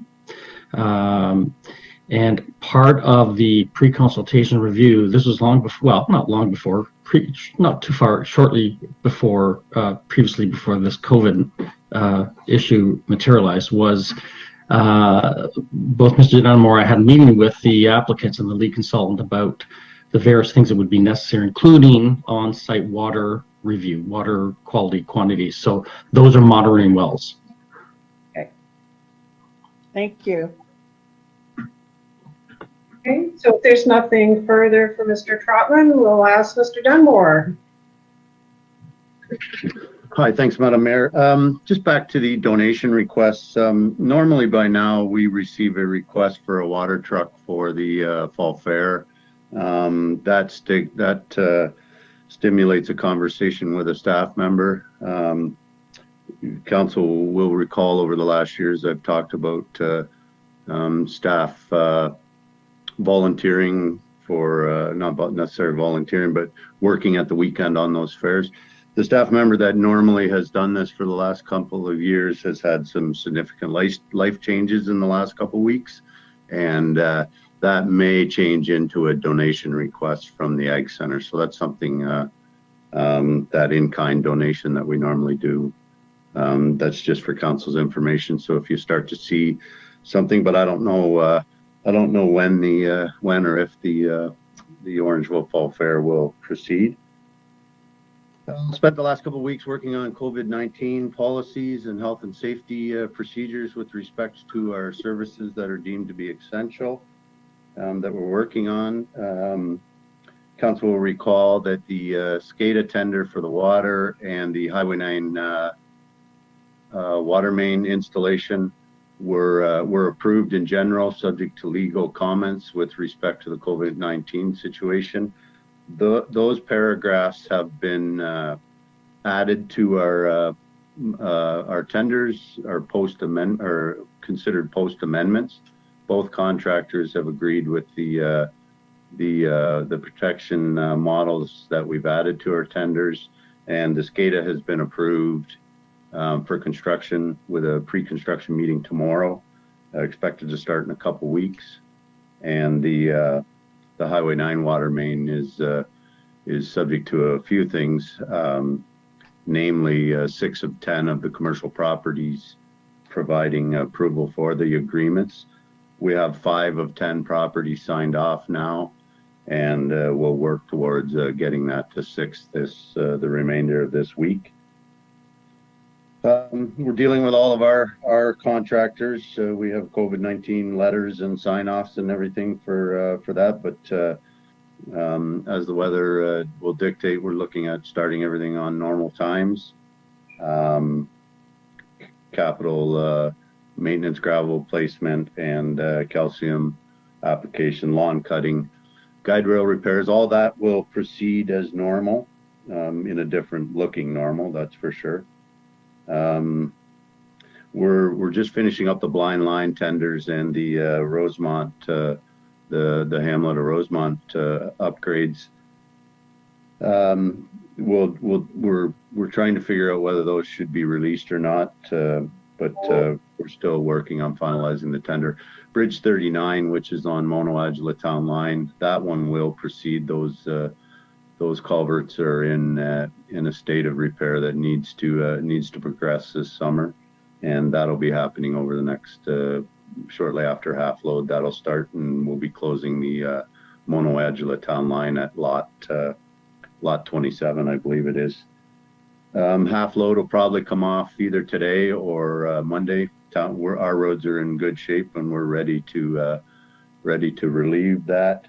And we're also working on a grader, sidewalk machine, and loader tender for release as well. Pretty concerned about the American dollar right now, though. So we're sort of watching that and going from there. Other than that, unless council has any questions, that's all right now. Okay. Councillor Martin?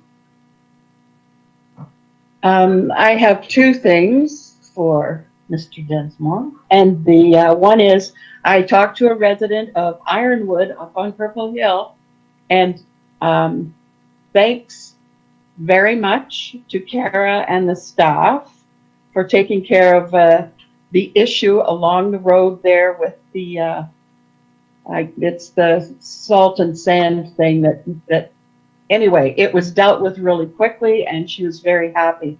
Another thing that's happened is since we can't go anywhere, we just go to Mono. So we are on the roads quite a bit, and it's really impressive out there. I mean, I don't know if it was the kind of spring we had or what happened. We have, and we've also met graders, and the roads in general are in really good shape, Mike. Thanks. I'll pass that on for sure. As council remembers, I wrote quite a long email regarding the mud and slurry that we were generally receiving every spring. I passed a lot of that problem back on the types of springs we were having and the amount of moisture and the freeze and thaw cycles. We may have won that portion this year. It was a good example of what a good spring does to our roads, but we still haven't figured out how to get rid of the mud and slurry with the style of weather that we are having. So it was definitely a good spring, and I appreciate those comments, and I'll pass those on to the gentleman. One thing, just on the roads employees, we still are running split shifts, and we're running a 6-day work cycle. So if council does get calls from residents about the Saturday operations, it's just a normal working day for us now. So if there is concerns that we're running overtime or something, that's not occurring. We split up the staff, and it resulted in a 6-day work cycle. Okay. Deputy Mayor?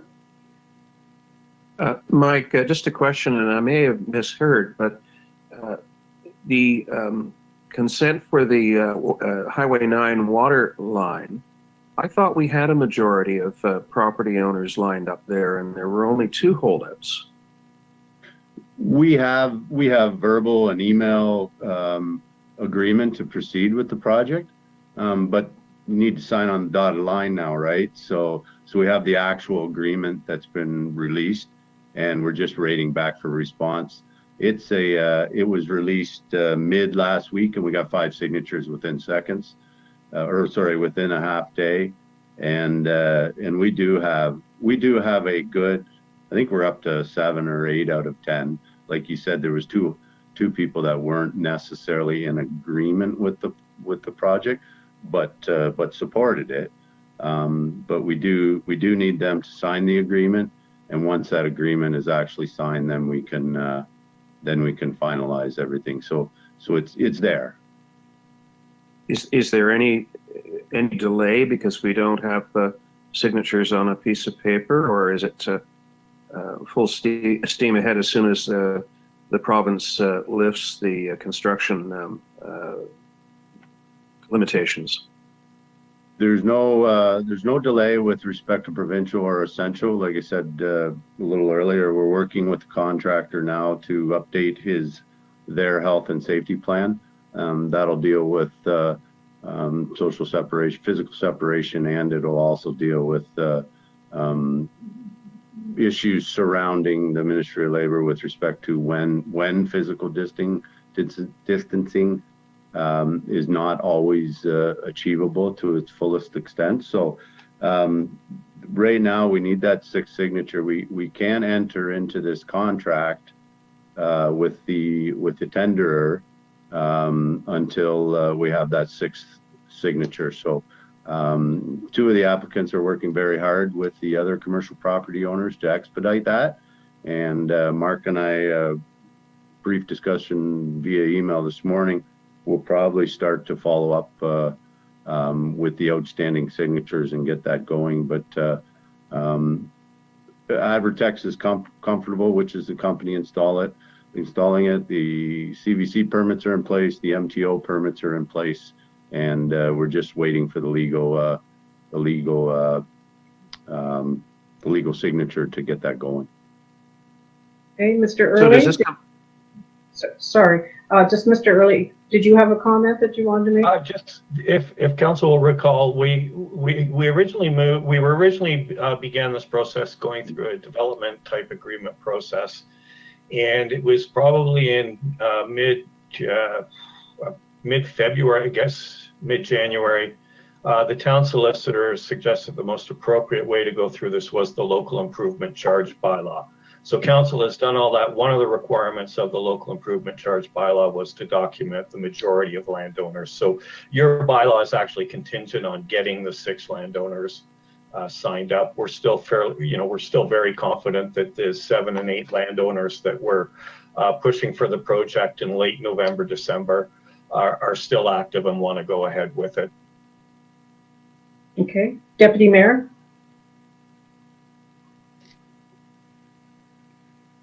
So, Mike, does this come under the category of an essential undertaking?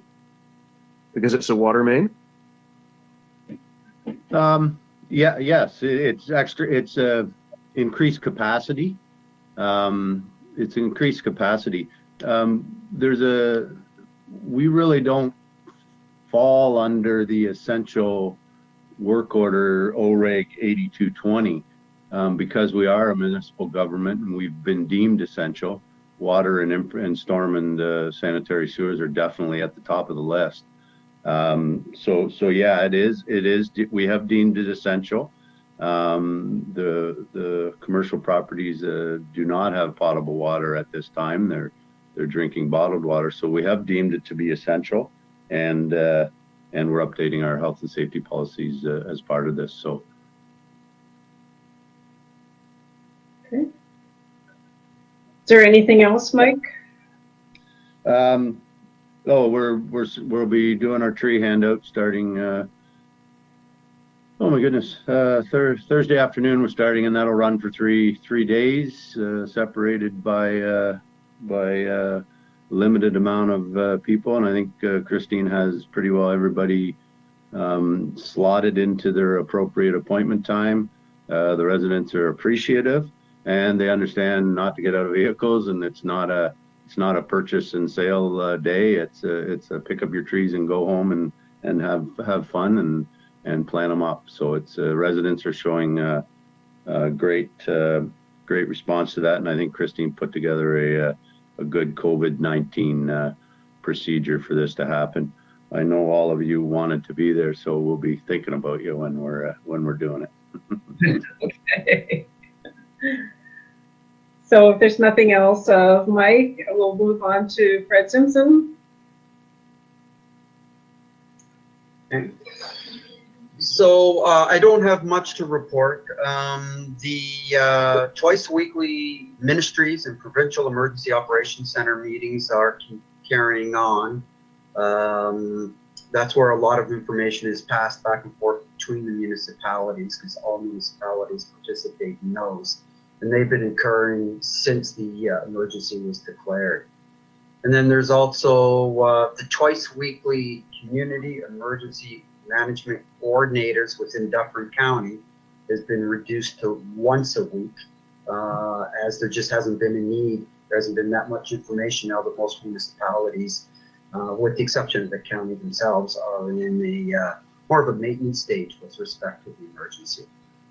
We are now reporting, though, to the province on a weekly basis the level of staffing at police, fire, and municipal emergency management groups. So that's going off as of today, the first weekly reporting. So the province has a feel of where those emergency services stand as far as the impact on the staff from COVID-19. And that's all I have. Okay. Any questions of Fred Simpson? I see that Fred Nix is trying to log in, so we'll wait and see whether or not he gets on in time to make his report. Mr. Early. I had a lot of stuff that my staff has already done, so I'll check those off. In terms of CAO's reporting, just wanted to advise council that most of the municipalities, if not all the municipalities, have gone the way as the town of Mono and the town of Orangeville began, with lengthening their agendas given the length of the emergency. So just as was suspected, that is ongoing. They've all noted that there is a big gap, though, in internet servicing, especially with the rural municipalities, and trying to bring the video conferencing forward. But it is ongoing. One of the items that came up is trying to staff some of the issues at the county, and I guess not so much Orangeville, but definitely the county with part-time staff at this point, because the CERB benefits that are being offered by the province are making it very difficult to actually pull in part-time people to do that sort of work, when it's easier just to receive the CERB benefit and stay at home. So that's going to be an issue ongoing, I think, for a lot of businesses, even when they move through opening the province up in terms of where the CERB benefits kicking in and out. So just an issue, not something that we're facing at this point. One thing to consider, I'll put this out for council. So the Shelburne mayor, I guess on Friday night, passed a ban on fireworks under the emergency provisions, just during the current COVID situation. Wondering, I know that council does have on our list to do a fireworks bylaw. I'm just wondering whether, under the circumstances that you would be looking at with Victoria Day coming up, whether you also wished us to put together more of a fireworks ban under emergency circumstances. I'll throw that out there. We could certainly bring it back on the next agenda. And then finally, I had a discussion last week with a representative from Enbridge Gas. And they have deadline for federal funding for June 1st, I believe. And this continue on from 2017. They had 3 projects identified in the town of Mono that they were looking for funding. One that they were promoting fairly big was a project along 5th Line, and I think that was related to gas availability for the farming community in that area. I've got more information. I haven't, I'll be bringing this forward to the next council meeting. I haven't had a chance to go through it in detail. The other 2 locations that they were looking at, but were lower down on the list, were Hockley Village and Rosemont. And I don't know whether Mono's further down on the list because the majority of the residents in those two communities are actually in Agilitas Ronio. So I will be bringing that forward at your next meeting with some more additional details. And that's all I've got at this time. Okay, so as far as the fireworks ban, I think it's something that we should consider because it hasn't exactly been a wet spring. And we've only got 3 more weeks before the May long weekend. And I'm wondering if we should have some kind of discussion with our fire departments to see what their take on it is. And we should be doing this actually sooner than if we wait until our next meeting, May 14th. That doesn't make much sense, I don't know. I agree. So thoughts? Councillor Makeflow? Just a question to Mark. Mark, what are our present regulations with respect to control of firework activity? Sorry, I had to turn my camera off. Everybody was kind of pixelating on me here. So in terms of our fireworks, the only place we ban fireworks right now are within the town parks. And on the May 24th weekend, what has been our practice? Rah. It's been allowed to, like, I mean, residents have complained, but residents have generally done their own thing, so to speak. Okay. I'd like to welcome Councillor Nix. Thank you for joining us. I'm glad that you managed to get logged in. Deputy Mayor Creelman. Just before we go to Fred's thing on the fireworks, have we any indication of whether or not fireworks have created issues for us in the past, apart from neighbors complaining about the noise and that sort of thing? Have they actually caused any fires? And I sort of like the idea of consulting the fire departments and before we do anything on this. I would say I'm not aware of any instances in Mono where they've actually physically started fires. I know there was a concern raised last year about safety issues related to the fireworks. My understanding is that this was actually coming from the fire chief in Shelburne as well, and was supported by the fire chief, but I'll certainly follow up with the other ones to see what their thinking is on it. Okay, because I would suggest that if they concur that there is a concern in terms of the weather not being overly wet, we should try and act on it in advance of our next meeting, but I leave that decision up to council. Okay. Okay. Councillor Martin. If we're going to do something about the fireworks, it really has to be done before that time to get any kind of notification out. So this has to go a little more quickly than waiting for our next meeting, I'd say. Okay. Councillor Nix. No, he's freeze frame. Councillor Magdalene. You're asking about the fireworks issue? Yeah. Well, you know, I think that residents are feeling very limited right now. They can't do this, and they can't do that, and with all good reasons. On all of this, I think that we should not discourage a fireworks celebration if it can be done safely. I would be in favor of leaving it as it is until and getting a response from the fire departments. If they think it's a bad thing, then let's accept that and we can fall in line. The next 3 days are going to be wet. It's going to rain about 10 or 15 millimeters for tomorrow and the next day, and so I don't think we can put it on our knowledge of the weather at the moment. So my thought is, you know, let people have some fun, and if it's not harmful, let's encourage it. Okay. All right. Councillor Nix. Yeah, I'm sorry, I'm having trouble with the software.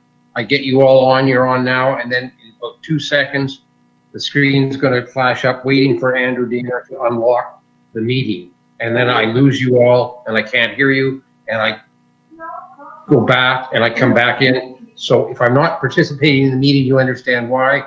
This laptop apparently doesn't like me and it's gonna flick out any second. Okay, thank you. Okay, so, if Mr. Early is done, was there any other questions of Mr. Early at this point? Seeing none then, Councillor Mangtalo, did you have anything you wanted to report? Yes, Your Honor, a few things. First of all, with respect to COVID, our Board of Health has been very busy. Actually, what's going on within the doors, et cetera, of the I shouldn't say the Board of Health, the Public Health Department's been very busy. It's hard to know exactly what they're doing, but I know they've had to set aside quite a few programs as they pull people in, programs to deal with such things as contact tracing, which is a big issue. The statistics are a little bit disturbing. I guess we're all aware of interest in flattening the curve and recognizing that once you flatten it, you have to cut down on it. If you don't go down, then we're staying at the same level of new cases, which seems is not happening in Ontario for the last 3 days. But if you look at our case count in Dufferin, it's not terribly encouraging. Unfortunately, we're dealing with small numbers. When your number got 2 or 4 or 6 cases per day, it's such small numbers do not lend themselves very well to analysis. But if you look at the last 30 days for Dufferin, we really haven't changed much. We're running about 4 a day. These are new cases. So there has been a shift in terms of the new cases and where they're located. It's not very clear how much the shift is because Dufferin reports that there are not yet determined 53 cases and we have a total of 102. But it does look like there's more of a shift towards the institutional cases.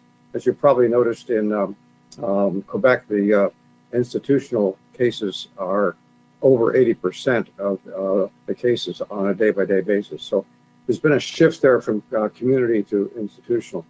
The big challenge that we have here and that our public health people have is Ministry of Health have is to determine when to relax restrictions.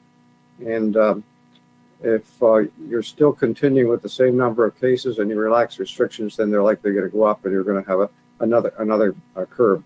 So I'm happy I'm not in their positions of having to make the decisions. I did appreciate Doug Ford not letting anybody push him to try and, in this speech yesterday, to try and say when he was going to release things. They did put out, as you know, a 3-step process in their framework, which is a very well-written document. And the three steps are fairly logical. They don't include some major areas, particularly schools. So it's not clear whether schools they have those are going to be included in that framework.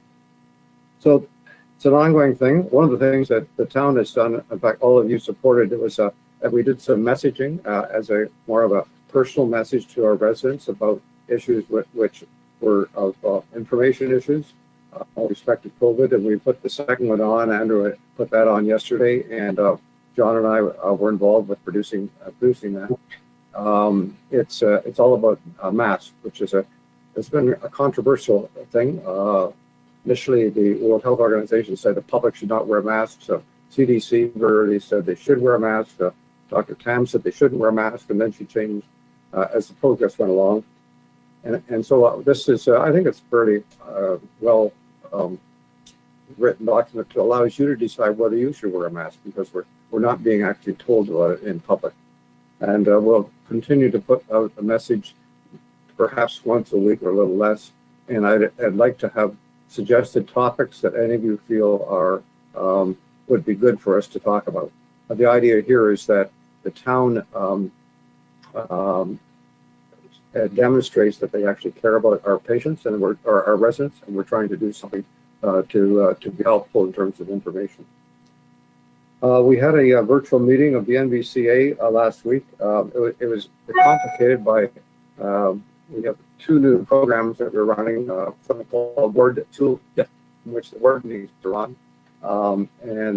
This allows you to vote online, which is, I think it's actually quite good for a large board, which is roughly 16 people. And we also used WebEx as our go-to-meeting program, and that seemed to work pretty well. Ongoing things that I've been involved with, the project to provide signage for our streams and rivers has gone on. Mike and I have talked about this. There are 2 issues here, I think, and it's ongoing progress. One is getting the right names, and I've been involved with contacting some residents, particularly on the eastern side of Mona, where names have been somewhat controversial. When this project was looked at, forgotten the date, Mike, you may remember, 2003, I think. It sort of got put on the shelf because there was too much controversy about the appropriate name. I think we have enough names now without trying to name all 40 of our waterway crossings. That's my dog. All 40 of our waterway crossings, we might just go ahead with a smaller number. And I need to talk to Les and see if there's any place that we can find some money for this, because the grant proposal that the department put in was not accepted. And that's it. Thank you. Okay, thanks. Fred, are you able to connect? Because you've been solidly visual. Yeah, no, it seems okay now, touch wood. Right. The only thing I would have to report is there was a virtual meeting of the Headwater Streams Committee the other day. I missed most of it because it took me 55 minutes to get into the meeting. I had to use Franca's laptop. But I did at the very end, here's the important thing. As you know, and I'm going to check this with Les, but last year, council voted, anytime we have a new program, if it involves money, we need council approval. So you approved $700 for our Phragmites project last year, which very luckily we didn't have to spend because the Friendship Garden at the hospital, those people bought all the material we needed. So as I understand it, and I will get more up to speed on this later, the committee is going to work with the church down at Hockley Road and Highway 10 on that large Phragmites patch there. And the question to me was, do they still have the $700 to spend? My answer was, well, then I'll check. But as far as I'm concerned, council said we could spend $700 on Phragmites. We didn't spend it last year, so I'm pretty sure we still got it. And I'll report more on that later in terms of what we're doing. That's all I have to report. Okay, thank you. Deputy Mayor?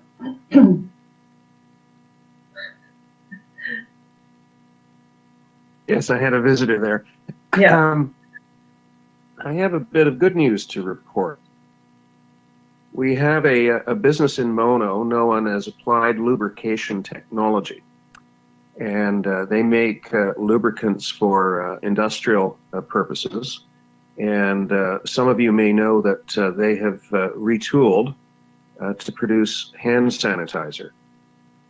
In order to do that, they had to get 2 Health Canada licenses, a site license and a product license.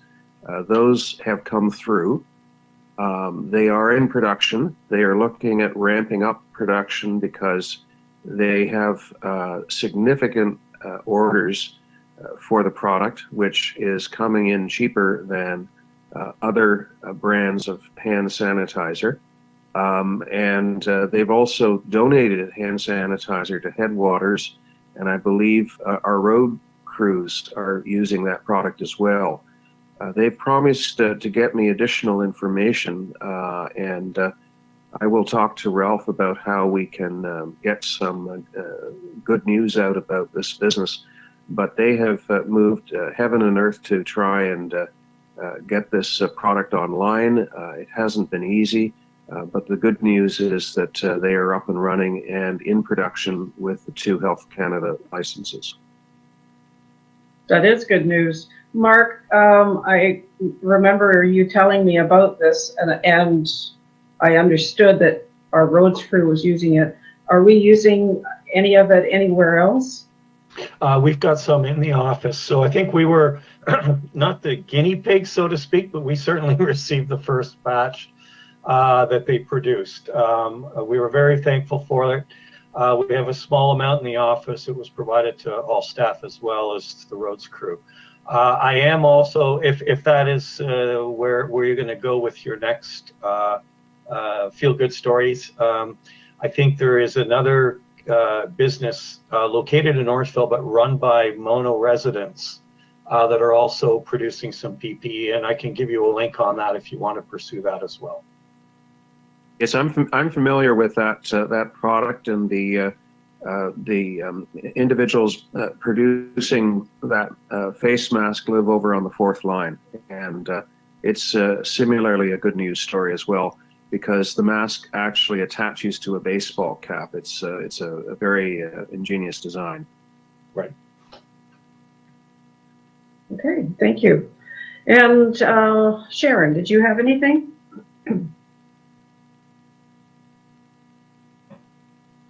Sure, why not?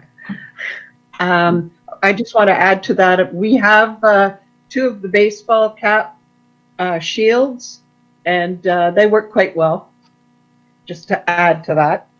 And because I'm in close proximity to Menora Park, I want to second what Kim has said about the observation is that people are very respectful of physical distancing. And another part of this is Janet Byford, because she has an artificial ankle, is very mindful of the roots and rocks that are on the pathway. So she, and with the help of Peter Gibson at times, has spray painted some of these, and Kim knows about this as well, spray painted some of the, marked some of these hazards on the trail. Really, she's a park monitor as well. I have to give that out to Janet. We had a virtual meeting for the Shelburne Library, and it's still going strong. People's hours have changed. A lot are working remotely. There are never more than 1 person in the library at a time. They're doing things like getting rid of books that are moldy and oldies. So that kind of thing is being done. But if you're interested, I'd go online and see what they're doing. They're suggesting Libby, which is a way to get some books. The other thing that's happening is there a couple of nights a week at least. There is a storybook time, so kids are tuning into that. And I think I'm just. Oh, the other thing is, I don't know how many know Dr. David Scott, and he has been for the last several months. He's been in Dufferin, and unfortunately, he did contract COVID-19, and he was doing really well, but he did have a stroke, and he just died recently. And the Scott family has got quite strong ties to Mono. He was always very proud of that. He spent a lot of his summertime here, and they owned the property where the falls is. What are we calling the falls now? It was Scott's Falls. It was Scott's Falls at one time, and he was very pleased to give me a lot of information about being there in the summers and how he spent his time. And so I'm very saddened to hear that David Scott is not with us anymore. And that's it. Thank you. Thank you. And so, Can I just- yes, of course you can. Just on that point, the property they used both names, Scott Falls and Canning Falls. The legal work was finished up, I think, last Friday, and the property has changed hands. And the Bruce Trail Conservancy is now the owner of the falls. Thank you. Okay, so now we're at notices of motion. Are there any notices of motion? Seeing none then, there's no in-camera items. Is there any other business that needs to be discussed? Not seeing anything, so we will close off then. Thank you very much. That we introduce and give the necessary readings to a bylaw to confirm the proceedings of Council of the Town of Mono in session SC3-2020 held on the 28th of April 2020, that it be signed by the mayor and the clerk and sealed and engrossed in the bylaw book. Could I have a mover? Moved by Martin and seconded by Nix. And how do you vote, Deputy Mayor? Yes. Councillor Magdalo? Yes, Councillor Martin? Yes. Councillor Nix? Yes. Okay, that's carried. And we will be adjourned at 11:18 a.m. Moved by, I'll say, Councillor Nix and seconded by Councillor Magdalo. And Deputy Mayor, how do you vote? Yes. And Councillor Magdalo? yes. Councillor Martin? Yes. And so we are adjourned. Thank you very much and stay safe. You didn't ask for my vote. You didn't ask. Oh. It's okay. It's I okay. think I'd say yes. Next meeting 2 weeks from today? Yeah, so it's the 14th of May. Okay. Okay, and was there anything else, Mr. Early? No, that was it. I was just saying goodbye. Okay. Thank you very much. Take care.